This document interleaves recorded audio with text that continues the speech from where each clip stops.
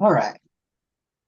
Well, welcome everybody. It's the 2025 MAC League coaches meeting. We're going to go through a handful of slides and then I'm going to do a demo on the website to kind of show you how things work, how the season's going to operate, some of the changes. Actually, there's been very little changes for this year for the minors division, but we will talk about the few things.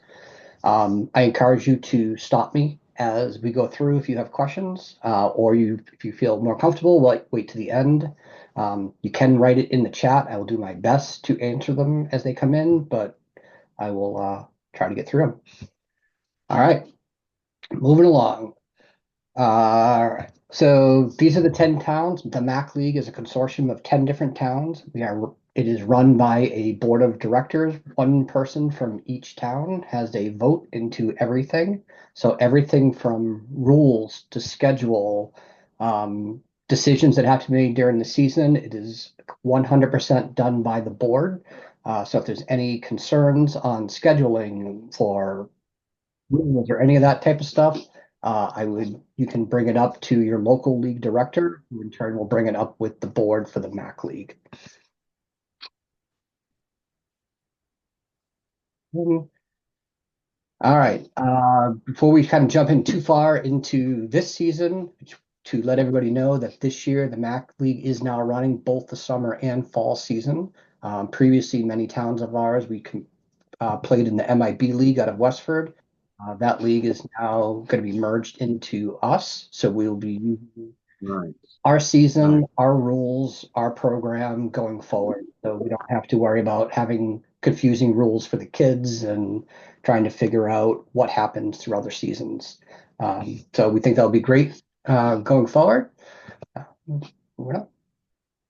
So also new for this year for the MAC League, we have new divisions. So the rookies division is now fully part of the MAC League, and we also now Uh, brought in Big League or the Big Diamond Baseball. So both juniors, which is the 15-16U, and seniors Big Diamond Baseball are all now part of the MAC.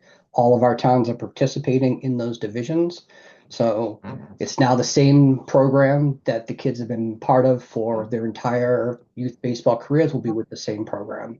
So this should be our goal to doing this was to keep consistency for the kids so that it's the same program, same towns, the same families are traveling to the same places year after year. So they don't have to worry about the confusionness and going with any of that. All right, moving on to this spring. So we got some important dates. So the season starts on April 28th. That's when games will begin. It will go for 6 weeks and it will end on June 8th, which will be the final day of the season. We will go from there into a 2 week playoff sprint where it's a single elimination playoff. Games can be any day within that 2 weeks. That includes Saturday and Sunday. So keep that in mind. We strongly recommend that you tell all of your parents now that that 2 weeks is going to be important. The league is going to do everything they can to try to get a lot of games in 2 week period. The league will not make accommodations for anything other than a school schedule. So unless there's a school concert or a school something, there won't be any accommodations made for any other event, especially AAU. So let all of your AAU players know that if they plan something for that Saturday, they might have a game. So it's very important. June 21st will be our All-Star games. Talk about that more in a second. And then just a quick important update. All games now start at 5:45 p.m. and not 6 p.m. The reason we did this is it gets dark early around here. And depending on where you play, it can get really dark really early. For any of you who've ever been to Townsend, you know our Craven Field gets dark at 4 o'clock in the afternoon.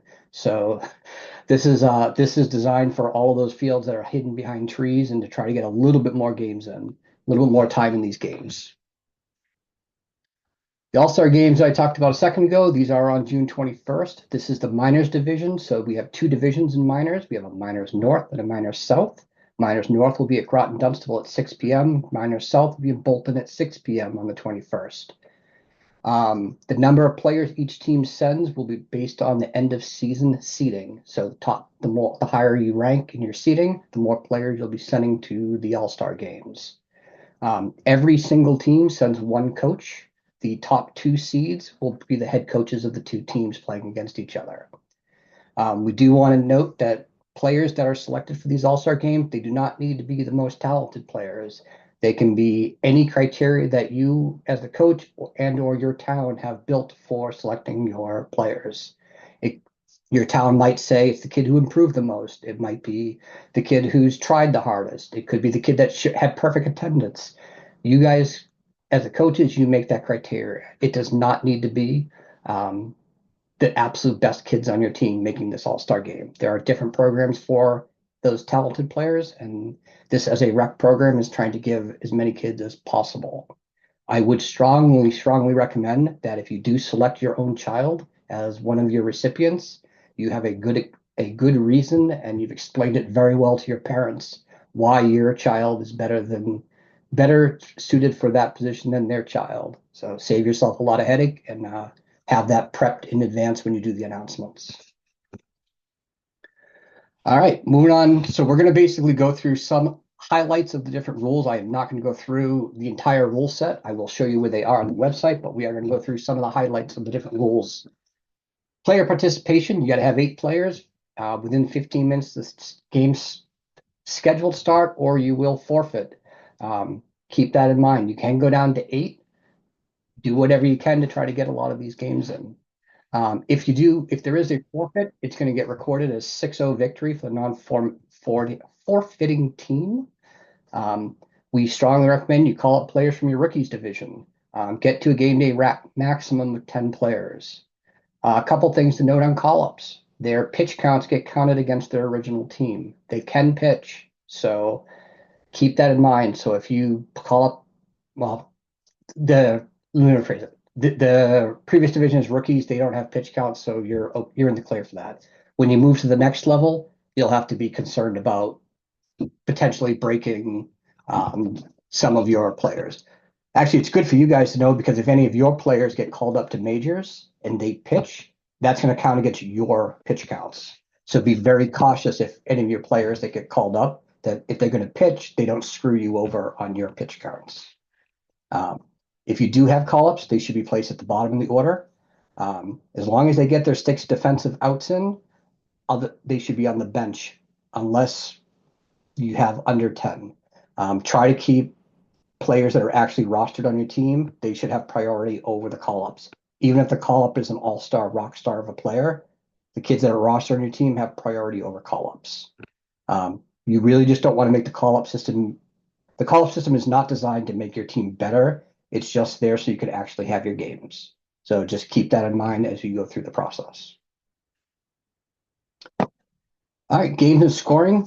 No new inning can start 2 hours after the official start of the game is determined by the umpire. This is not the scheduled start. So sometimes we say the games are scheduled to start at 5:45.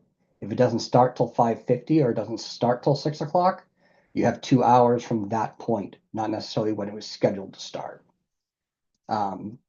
So if you need to make a call due to darkness, that the head 2 head coaches and the umpire should work together to make that decision.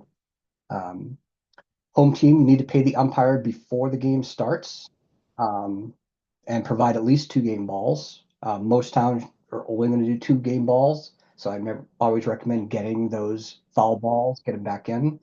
If you go through the 2 foul balls, the 2 game balls, don't grab a brand new one. Just go to your practice bucket, grab the best looking white ball that's in there, and use that for the rest of the game. If depending on what field you're at, you could go through 30 balls in a game. So just use your practice balls if it gets to the point where you're out of gone through your game balls. Minors, 4-run max per inning, except for the 6th or last inning, which is unlimited runs. Updates. So last year there was some confusion on the minors mercy rule. So we actually had the rule and there was some confusion because it was posted different things in different places. We've corrected that. The correct mercy rule for minors is at the end of 3rd inning. If a team has a lead of 12, the game is over. If at the end of the 4th, the team is up by 8, then the game is over. During the bottom of the 4th, if a team goes up by 8, the game is immediately conceded. This is written in the different places in the rules and in here, so you don't have that confusion that we had last year where there was multiple places where this information was. Let's see. After a mercy, the game can continue until its natural end with a two-run max per inning if both teams agree to this. This is minors. We really recommend the kids get as much playing time as they can. If the game gets called in the third inning, and you know that's only three innings the kids get to play, kids probably get up to bat once.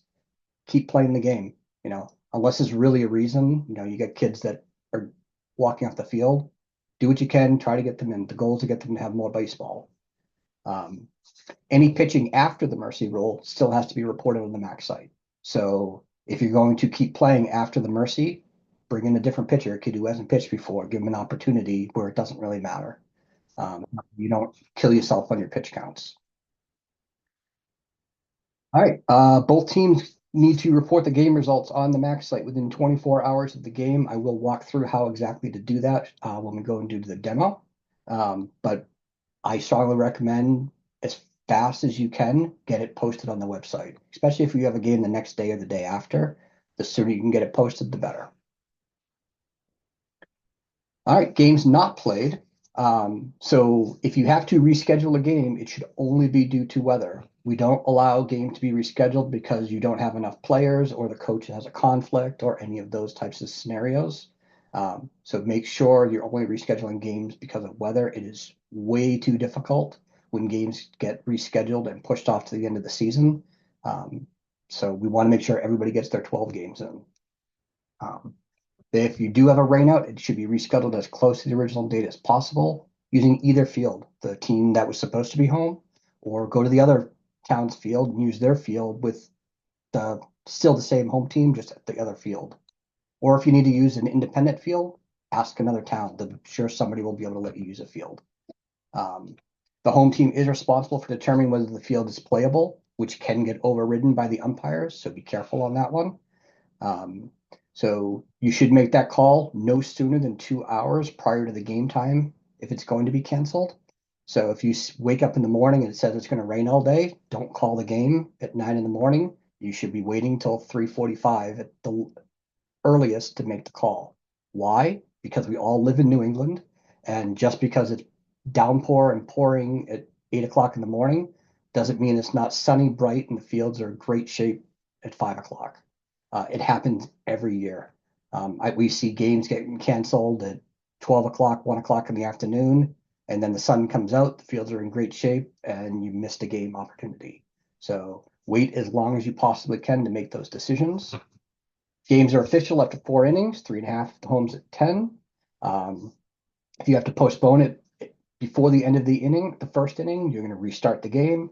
If it's after the second inning, but it's not official, you'll resume it wherever you had the stoppage of play. This will include everything as if the game was still running, which means pitch counts, everything. Um, if lightning occurs, play is stopped and until no further lightning is observed for at least 15 minutes.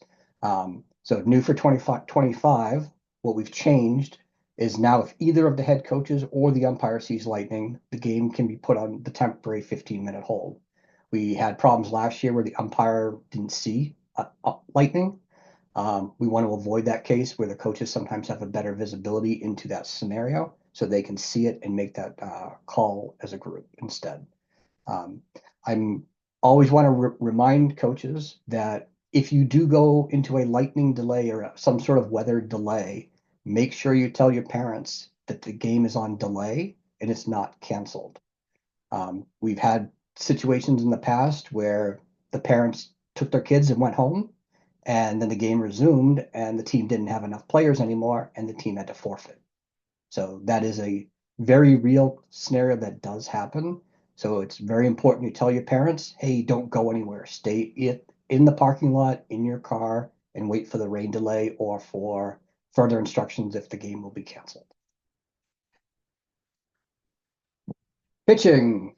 Pitching is tracked by pitch counts rather than innings pitched. We haven't done innings pitched in quite a few years now. We use the MLB pitch mark guidelines to dictate the max number of pitches per day and the minimum number of days before rest.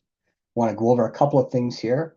We slightly alter the guidelines only for the ages. So if you notice here, it doesn't say an age, it says a division.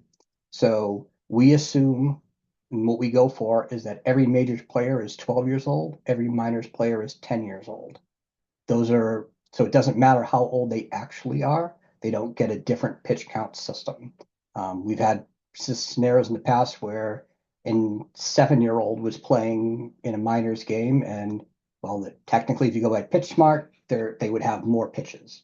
We don't do that. Everybody's on an equal playing foot as far as pitch counts. So it's one rule for minors, one rule for majors. And if you look, you can see they're literally identical other than the daily max. I get this question asked a lot. Player throws 40 pitches on Tuesday. Okay, that means they are in this category right here with 2 days rest.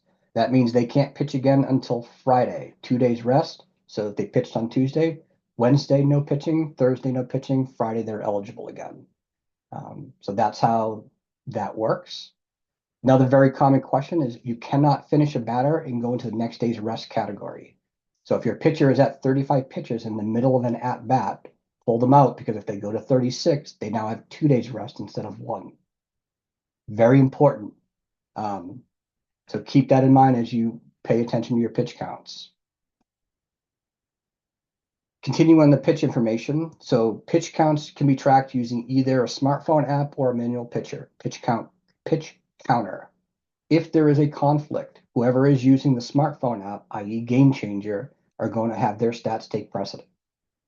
We strongly recommend at the end of every inning, and definitely at the end of the game, the coaches talk and make sure your numbers match up. Because if they don't match up, especially if you have to go for if there's a conflicting information at the end and someone's going to have a situation where somebody can or cannot pitch, it's going to become an issue. There are now penalties this year, so that if you don't report your pitch counts or you report them inaccurately, the first time is a warning, the second time will be a suspension. So be very cautious on making sure you get that stuff in there, and that before you leave the field, you have the same pitch counts as the other coach.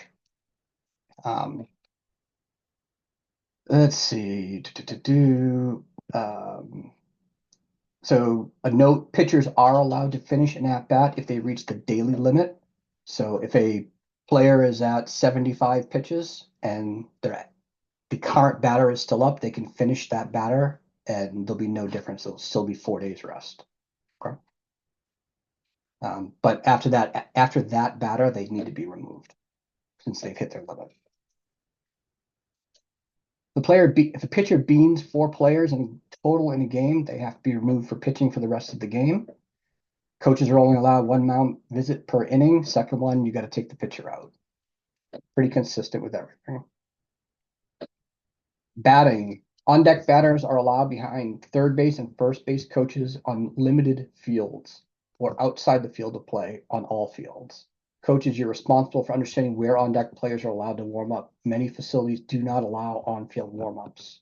Good example, my own field at Craven, there is no on-field warm-ups allowed.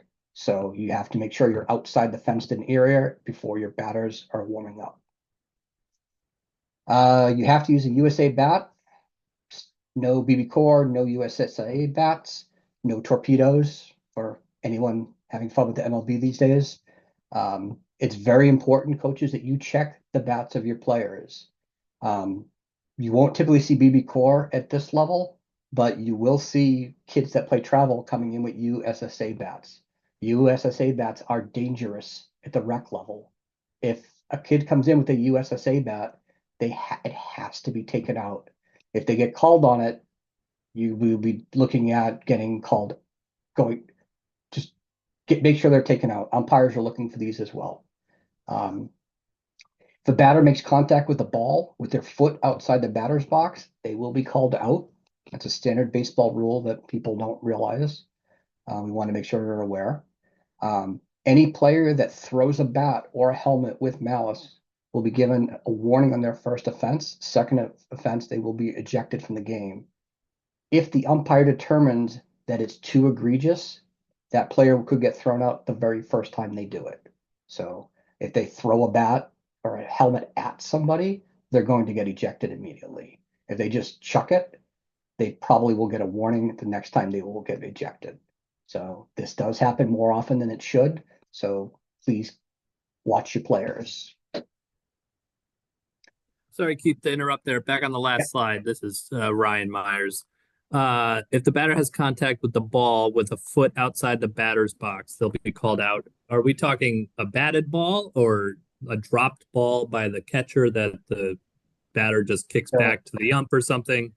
yeah, so if the ball gets hit, when the ball makes contact with the bat and it's a hit, if their foot is outside the batter's box, that's an out. Okay, so just a batted ball. Yes. Got it. Yeah, I can change the wording on that. It's a good call. Yep. Yeah. And just for ref, that's not a Mac rule. That's actually a Babe Ruth rule that we wanted to highlight because it got brought up a lot in the past couple of seasons. So Yeah, sounds good. yeah. All right. Base running. There is no limit on how many bases a runner may advance on an era. I got to double check that. That doesn't sound right. This is minors. I think I copied that from the majors slide. I believe it's one base on era for minors. I'll double check that though. There is the no contact rule. This is slide to avoid rule is in effect. It's mandatory that the base runner slides or avoids when there's an imminent play at second, third, or home plate. Base runner, at the sole discretion and judgment of the umpire, should and will be called out for not sliding or avoiding, or if contact is made. Rarely an umpire won't make this decision, but be aware of it. If the player doesn't slide, they could get called out. They should get called out. You should be teaching your players to slide. So if they're not willing to slide, they're going to get thrown out. For me, on my teams, I always told the umpires to make sure they threw them out if they're not sliding. So it's very important. It's a skill they need to learn. It's for both safety and their own personal improvement. No head first sliding in this division except when you're returning to a base. No leading, no box. If there are two outs, you can use a courtesy runner for a catcher so that they can get ready for the next inning. So this isn't used as often as it should be, but we have to get these games in quickly because very few games, especially early in the year, actually get finished. So if you can have catchers, if there's two outs, get the catcher off the field, put the last person who made an out in, and get that catcher to get their gear on. So keep the game moving much quicker. All right, base stealing. So base stealing is allowed in a modified format. So there is an unlimited number of steals is allowed each inning. Individual players may steal more than one base in an inning, but not more than one per play per runner. Player may not advance to another base on a catching overthrow. So the reason for this is specifically for we want catchers to try to throw out a player stealing, but this is minors. They're still learning. So it's very common that they're going to make an error on that throw. You should always teach your catchers to throw that ball down because there's no penalty for them throwing it. It will get them to be stronger. It will get them to be more muscle memory that they need to know to throw that ball down. So do everything you can to teach your catchers. If there's a player stealing, try to throw them out because if they miss, no big deal. No harm on that one. So that's why we allow the rule like it is. We are continuing with the ability for players to steal home. This, for clarification, this is on a pass ball or a wild pitch. There was questions on it last year, but anytime the ball gets passed, they can try to steal. This is allowed up to 2 times per inning per team stealing home, same as it was last year. The runners can attempt to make a steal after the ball passes home plate. So basically when it gets to the catcher. So if the runner leaves early, the umpires will send them back. Minors, no delayed steals are allowed. Once the runner has stopped forward movement, they must return to the previous base. So keep that in mind. And that's usually if the catcher is in the catcher's box or the pitcher is on the mound. So anywhere within the dirt of the mound and the runner stops movement, they got to go back. So teach your catchers. If there's one of the great things to do is teach your catchers to stay in the catcher's box. If there's a guy on third playing games, trying to play the shimmy game, just have the catcher stand in the catcher's box and they have to go back. They're done. So umpires know how this works. They look and they wait to see if you're going to do it. If you got your catcher and they start chasing the guy down the line, holding his hand and the ball in his hand, he just extended the play and turned it into a live ball. The catcher chases him 3 steps out of the catcher's box and then says, okay, I'm going to throw it to the pitcher. That runner can take off. So make sure the catcher stays in the catcher's box. From the catcher's box, throws it to the pitcher on the mound, and the play is dead. Really important thing to teach your players. Hi, Keith. Yeah. I just got a couple of questions on that. So let me introduce myself. This is Bob Barton. I'm from Littleton. So with stealing home, you get to this, but are there any restrictions on, say, a kind of a squeeze at home plate, or if players are bunting and the runner takes off from third, does that count as a steal at home? Well, we can't have a squeeze play because the runner can't take off until the ball leaves, Right. goes past the plate. Okay. So Yep. yeah, I was just curious if a team gets into a pattern of bunting, 5 times in a row because there's a runner on third base, if there's any restrictions on that. Yeah, no, it'd just be treated. We don't have anything special in the league, so it would just be treated just like a regular baseball play. Got it. And then my second question about your, kind of the catcher being in their space and then throwing it back to the pitcher. Yep. So we're obviously going to have catchers that have different skill levels with throwing the ball back to the pitcher. I may have missed it or didn't hear you correctly, but for the catchers that just kind of lob the throw back to the pitcher, are the runners restricted to not stealing on a throw from a catcher to the pitcher? If their catcher is in the catcher's box and the pitcher is in the mound area, which is anywhere in the dirt, they don't have to be on the rubber. As long as those two things are active and the ball gets thrown, then the runner can't move, can't advance. Okay, perfect. You have to stop momentum first. So Got it. The catcher has to wait until that guy stops, then they can throw it back to the pitcher. So if I'm that correct, catcher with a maybe a little bit weaker of an arm, it would be smarter for the pitcher to actually progress towards home plate as long as the catcher is in the catcher's box to make a shorter throw. It doesn't matter where the pitcher is. The pitcher can come almost all the way down to home plate. He can hand him the ball. If the runner stopped. So technically the pitcher has to be on the mound area. The catcher has to be in the catcher's box in order for the play to be dead when the runner stops. So usually if a pitcher comes up to like the edge or sometimes goes a little bit further, the umpire is going to let that count, especially umpires. And most umpires, if they see that the catcher can't make the throw, they're going to be pretty okay with it. But technically, well, I guess it wouldn't even really matter if he makes the throw or not, right? As long as he's in his box anyway. Right. Well, it's got to be the pitcher still has to be on the mound as well. So the pitcher has to ultimately the pitcher has to have the ball in the mound area for the play to be dead. So, but it's technically stopped when the catcher's in his box and the pitcher's on the mound. And as long as the runners, you got to kind of have like all three to kind of get away with it. But usually I just tell my catchers, just stand there until the kid stops moving. As soon as he stops, then you can just chuck it, whether it makes it or not. Because then the momentum will be stopped. But it can be a little bit weird about it still. So I don't want to cut Bob off. Bob, were you did you have anything else? I just had a quick question. No, not at all. I was just curious about, obviously if a catcher's just lofting the ball in the air and the runner instinctively just decides to take off because they can think, they're going to make it to the next base before the pitcher catches it. If the umpire is going to stop playing and send the runner back to the base. Yeah.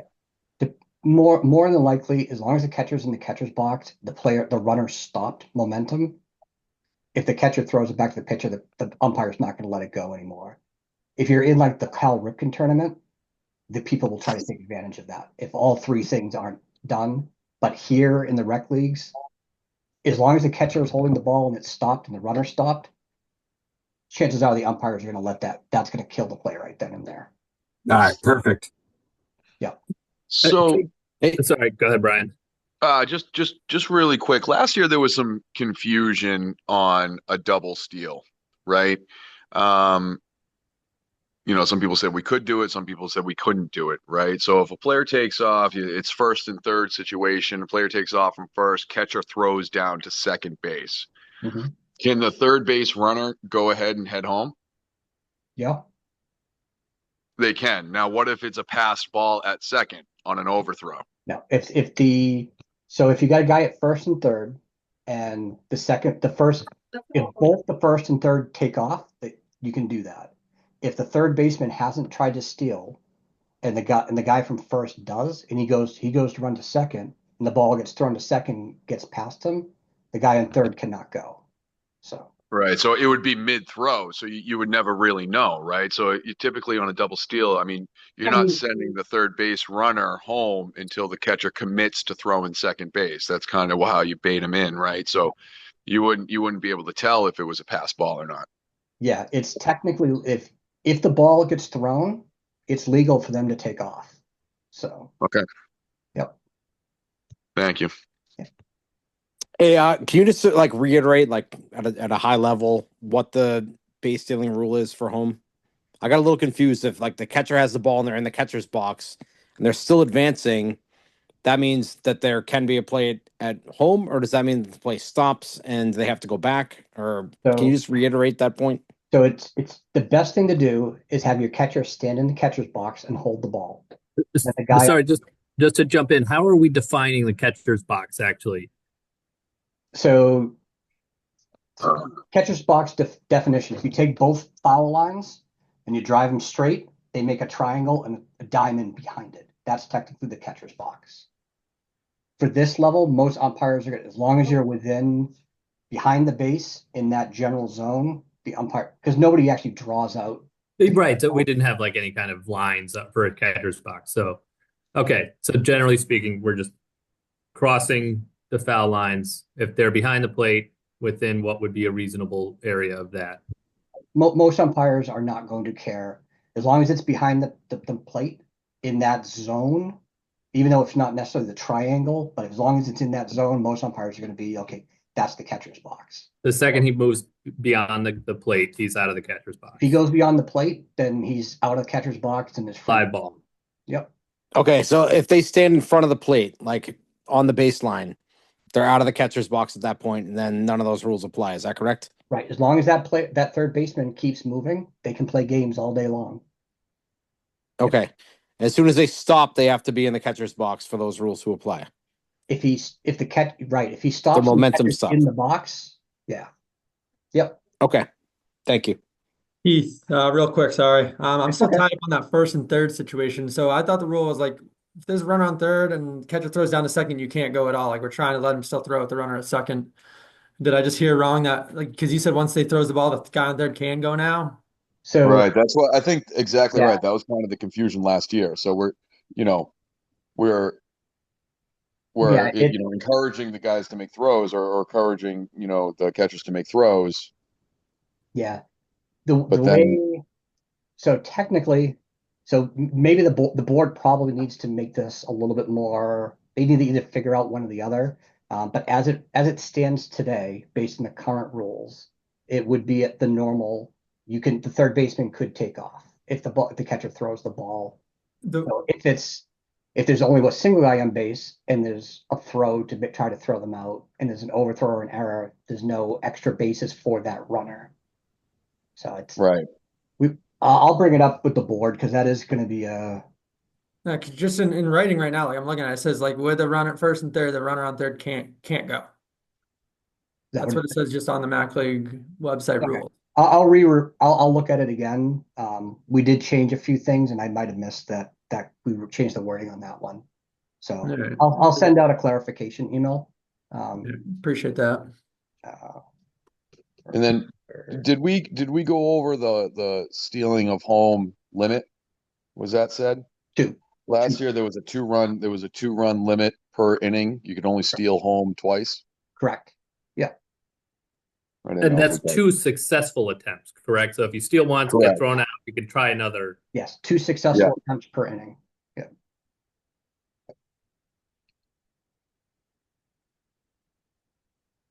Any other questions on this one? I know that this is a complex, crazy thing. So I understand asking all these questions. Yeah, I got one more, I guess. Yeah. It kind of I might just be getting things confused a little bit. So catcher's in his box, he throws it back to the pitcher and overthrows the pitcher. Is the play still dead and like or do we have to have our kids backing up throws and like the kid can advance after if there's a bad throw? Because some of these pitchers, they can throw the ball, but some might not be able to catch a little bit. And are we taking advantage of that too? I'll have to take a look at it, but I'm pretty sure it's still a live. It's a live ball effectively until the pitcher has it back in his hand. All right. So if the catcher sends it over his head into the outfield, even, we can just start running one base. But it would be the one base over. Right. Yeah. One All base. right. I think it's a dead ball. Once a player is safe at the bag, Yeah. and the play That's is what I stopped, thought. and everything after that is a dead ball because it changed rules to live balls when we went to the MIB in summer and fall Right. ball last year. So I'll I want to say double check that it. MAC League says it's dead once the play is over, meaning, you overrun third base and you head back to the bag and your foot's back on the bag, play's dead. Yeah. Right. Yeah. And so like last year, I know for a fact, like I know at least in the Lunenburg games, like if the kid overthrew the pitcher, it's just a dead ball, no one's moving, like they just pick up the ball, go back to the pitcher's mound, like no one's taking advantage of that specific overthrow. Right. And then Okay. as you moved into like summer and fall ball, Right, that's where it changed in the summer ball. everything changed, and it was, you had to teach the kids that everything was a live ball. Right. Yeah. All right. So I will get clarification on that one and get that out as well. Because I think, again, another one of those ones that's needs a little bit more clarification. I'm going to move on just because we only got 20 minutes left. And Can I ask one quick thing about pitching real quick? I didn't get pitching yet, but sure. Well, on the pitch counts that we went through. Okay. Yep. We had the pitch count chart, right? And then the later slide, it said 6 warm-up pitches, 4 for like a following inning. Yep. None of the warm-up pitches go towards your pitch count at all, right? That's just live pitches? Yeah, just real live pitches. Okay. None of the warm-ups go against your pitch counts. Yeah. All right, perfect. Okay. All right. So I'm going to move on. Umpires. Umpires are scheduled by your home league. For minors, you can either have 2 unpatched umpires, $30 each, 1 unpatched umpire at $40, or 1 patched umpire at $60. If you have an unpatched umpire, coaches, you need to work with them to help make sure the game is run smoothly. Make sure your spectators understand that these are unpatched umpires. They have little to no experience. Unpatched umpires need to do their best to remain unbiased. If it's a Townsend kid that's being an umpire, he shouldn't be coming in wearing a Townsend hat to umpire a game against Pepperell. That's pretty unbiased. You wouldn't want something like that. So we try to make it so that they don't do that type of stuff. Make sure you notify your umpires of schedule change or follow whatever your local league's process is. I do want to clarify, during the playoffs, every single game in the playoffs, both umpires pay for the umpire. So make sure you talk to your league and get money for your umpire, because each coach has to pay half of the costs of the umpire in playoffs. So very important to remember. Every year we have coaches show up and go, "Oh, my league didn't give me any money." And then the umpire is either someone else has to foot the bill for you, and then we have to play games with your league. Don't put anybody in that situation. Make sure you talk to your league before the playoffs to have that umpire money in hand. All right, sportsmanship. So we have a pretty strict tolerance against, players, coaches, spectators raising their voices, argue with an umpire. It's been bad in years past. Please try to do your best. We will have suspensions handed out for people that complain about the umpires. When you complain about an umpire, even if you're not doing it to their face, these umpires can hear it when you're in the dugout screaming that this umpire sucks. So don't do that, especially with the kid umpires. So just keep that in mind. We do encourage and expect that the kids are going to chant and get loud, cheering on their teammates. Part of the game absolutely should be done. Once the pitcher starts his windup, all that noise has to stop. So make sure you tell them, be nice and loud until the pitcher starts, and then they can be quiet. So if you do have issues with the umpire, let your local MAC rep know, who will handle the issue themselves, or they'll bring it to the MAC board if need be. Field information. So things to keep in mind, especially as you're traveling to other fields. If you are traveling to someone else's fields, their rules, regardless of the MAC or local rules, take precedent. We're not in a COVID situation today, but let's say things got ugly again. If a field requires masks and in your town doesn't, when you go to that field, you would have to wear masks. If you don't do it, if you don't follow those safety rules, your team will forfeit. So just keep that in mind. Most fields in the league, other than I think 1 or 2 maybe, don't allow dogs to be brought to the fields. To make sure you tell your parents, don't let them bring their dogs to the fields when you're traveling, because they could very well be asked to leave. There's no smoking, vaping, chewing tobacco, or drug use at any fields across any of our leagues. Same with alcohol. Hiding it in a Yeti cup does not mean you're not drinking alcohol. Everyone knows, everyone can smell it. Don't be that guy. If any rule is suspected of being broken, the umpire is going to put the game on hold until the offending rule is rectified. What that means is if a spectator brings a dog to a game, the game is going to get put on hold until the dog is removed from the grounds. So we had this happen twice last year. The games literally sat there and everybody stared at the person with the dog until they left. So be very cautious and tell your parents, don't do that. Treat all the fields as if they're your own. When you leave a field, clean up your dugout. Clean up the spectator area for your fans. Treat it like you would want someone to treat your field. All right, website walkthrough. I think that's, yeah. All right. Second here to shift. All right. So for those who haven't seen it, the macleague.org is our website. This is where all of the schedules are posted, the teams are posted. You can come up here, you can see all of the teams. Everything here is listed. I'm going to walk through with a couple of test teams that I have created here so you understand how this works. Before I go through the teams piece, I did just want to talk about a couple things that are on here.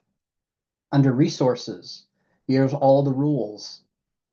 So in this case, we got the minors rules. First thing it says in the minors rules, this is an addendum basically to the general rules. So the general rules are how the games are functions. Minors rules are the playing rules. We keep them separate because these are general rules are generic across all the divisions, whereas these are the playing rules for the different things. When you look at the rules, anything you see that's in blue, that means it's different from the division before it. So if you're looking to see, hey, what changed from if you're now in majors and you're going, hey, what's different from minors? Look for the things in blue. That will show you those things that are different. If you see something in red, which on this one you don't, which means the rules are the same. But if you look at the general rules, you'll see some stuff in red. Those are new for the year. So those are things to look out for.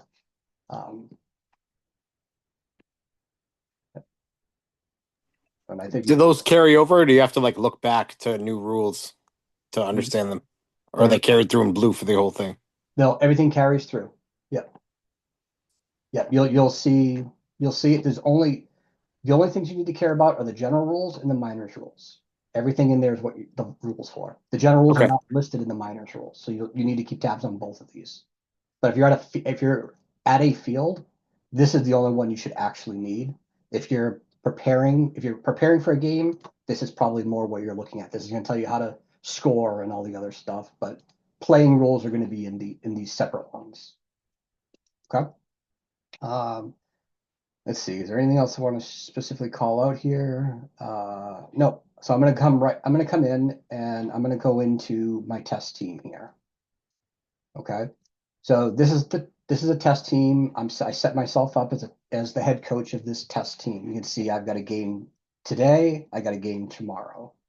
If I come in here, or before I look in there under roster, you will see, you come in here, you'll see all of your players listed. This is depending on, I've started to load up all the rosters. So you might not see yours in your team yet. So just be aware that it's coming probably tomorrow for a lot of them. When you come in here, if you hit edit right here, you should come in here and add the player's numbers. Okay. That way, when you do pitch counts, the jersey numbers are listed. What I don't want to see anybody doing is using this roster upload. Don't add players. If you need to add or remove a player from your team roster, send me an email. I will get it taken care of for you. So I'm going to skip games for a second. I'm going to jump down to Pitch Smart. So in here is the pitch count system. This is new for this year. So this is what we were hoping was going to be on the system last year. It wasn't there. So this year we are keeping track of it on the system. So here you can come in. You can see all the players on my team. You can ignore the age. It's always in this division. It's always going to say 10 across the board here. You can see when the last time they pitched, how many times they pitched, and are they currently eligible to pitch today or not? What is their current scenario? Okay. If you need to get, this is going to be irrelevant for us. When you come into staff, you should see yourself listed here. If you need to add an assistant coach, you can just hit add staff member. Now I'm going to come into games. When you come into games, you will see your entire schedule listed here. As the games become in the past, buttons start lining up here. Okay. So you see here, this one's got 2 buttons, score and pitch counts. This one has score and score. The difference is someone has already put in the score on this game and put in their pitch counts, which means the other team can come in and do pitch counts. So if you are the first team to come in here to put the score and the pitch counts in, you're going to come in here, you're going to hit score. You're going to put in the score. Okay, it was 5-4. Save the score. Once the score is saved, it's going to go right into one of the pitch counts. All you got to do is just come in here and say how many pitches each one of the kids had. You don't have to put zeros in. It will only show it for your team. When the other coach comes in, they'll see their team. Save the pitch counts. And now you'll see that's the scores imported. And if I come back in and I click in pitch counts again, I can adjust them if I put something in wrong. I can't edit the other team's pitch counts. So the other team has to come in and hit the pitch counts button and put in their pitch counts. Is there any questions on the pitch counts and scores entering? Because this is extremely important that everyone knows to do this at the end of it should be the night the game ends. Do it right after the game.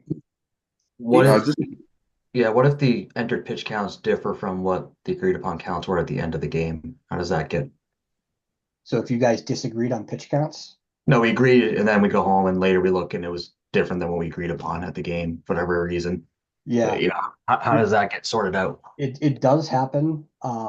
Send an email to your league director, and then we'll work it through the league director, and they'll work with the league director at the other town to figure out what happened. Yeah, and just to go back on the game changer, taking kind of the predominant role in record keeping, we find that was often run by like family members in the stands. Is that still considered the official record at that point, or is it must be run by a coach? Game changer would still be the priority if the other team didn't do pitch counts, because we've also seen parents be in the stands with the pitch counters as well. So unfortunately, if you're going to let a parent do the game changer, you're kind of at the mercy of that.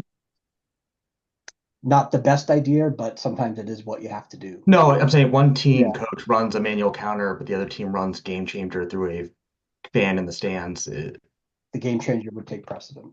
So that's why what I strongly recommend is the end of every inning, the two coaches say, what's your pitch count? It's the same thing like we would do in like the Cal Ripken tournaments. The end of every inning, the two coaches have to say, yep, these are our pitch counts. We agree. Then you go to them at the end of every inning. That way you don't get to the end of the game and you go, holy crap, we're off by like 20 pitches or something like that.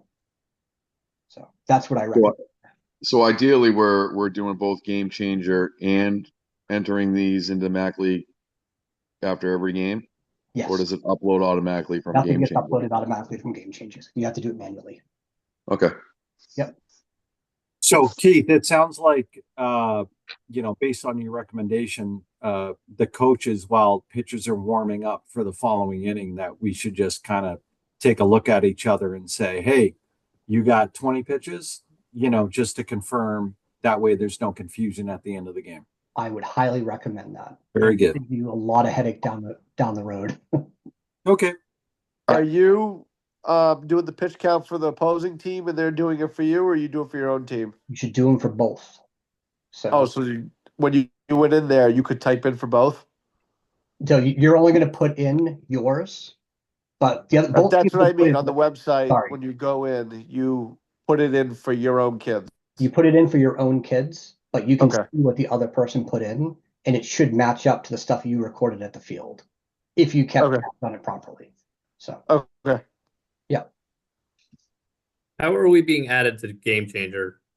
Game Changers run independently through your local leagues. Most leagues just say create your own Game Changer accounts and create your rosters.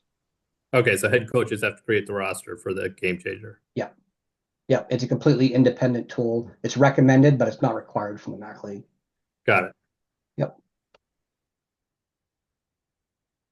All right, the last thing that I'm going to show on here is, so we've got these two games that haven't had a score on it yet. So let's just say today's April 16th, this got rained out. You could just come in here and hit edit and put in the new date, and it will automatically update the master schedule. So it's as simple as just editing and hitting save. If you hit cancel, you can do that, but I highly recommend either just leaving it here until you have a rescheduled date. But try to avoid using cancel, just use edit to move it to where it should be. You can just leave it past tense if that's the case. If you do cancel it, you need to add a new one, you can just hit plus league game right here. You should only see spring 2025, and then just add the game manually here. Okay.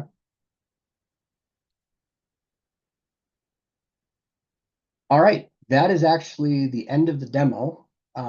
We've got about 4 minutes before I have to jump to the next division call. Is there any questions I can answer really quick?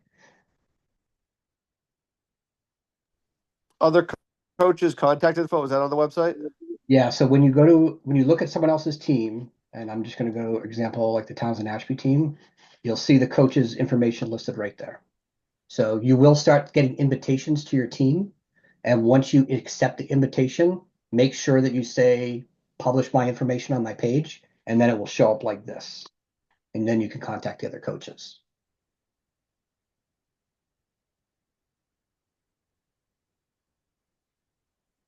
Any other questions? Are there any infield fly rules? Not in minors. Okay. Yeah, no infield fly, no drop third in minors. Once you get to majors, both those roles do become effective. Yeah. The last thing that I'm going to leave you with, if there are issues with the schedule, at this point in time, the schedule is locked from a league point of view. So if you need to change something, the coaches need to work with the coach from the other team to get something changed. So if there's a conflict, if there's an error, it's a mistake, doesn't matter anymore. The league can't do anything anymore, so you need to work with the other coach of the other team to fix any mistakes that might be out there. So all the league directors reviewed everything and did their best to find any mistakes. We tried to find everything, but there are always going to be some things that fall through the cracks. So if there is something out there you need to fix, you can fix it with the other coach directly. Question on stealing. Yep. If someone attempts to steal and then turns back, must they return to that base, or can they, if there's a missed throw, can they then turn around and start stealing that base again? If it's a miss throw, they'd get one base. Okay, so say there's someone on second base. Yeah. And they're advancing, and then they see someone on the ball, and they turn back towards second base, but then there's a missed throw. It would be Can they then take the next base? It would be an overthrow one base. Okay. Yeah. So if they were going from second to third, they would be on third. What if they have already gotten awarded a base in that situation? If they were already past third, they would go home on the overthrow. Right. So do they only get one base on an overthrow per play, or can they get more than one per play? Like Well, if it's a mess, let's just think of it that way. And Yeah. there's an overthrow, someone takes a base, and there's another overthrow because they're looking to get to the next base. Is there? As soon as the overthrow, it's dead. You get one. That's dead ball. Okay. Dead ball, one base awarded. Okay. So any overthrow on the field, dead ball, one base. Yep. Okay. Thank you. Yep. All right. I am going to call it. If anybody has any questions, you are welcome to email me, and I will do my best to get back to you as soon as possible. That's about the best thing I can say there. I will do my best to get back to you as soon as I can. You can reach out to your league directors. They're really your best first point of contact. But if you can't get in touch with them or you need a rule clarification, you send to them and or me, and I'll do my best to get back to you. That's about it. Have a great season, and have fun this year, and we'll see you all in the playoffs. Thanks, Thanks, Keith. Thank you. Very helpful. Thanks, Keith. Thanks all. Have a great season. Bye. Bye, Gene. Bye, Brian.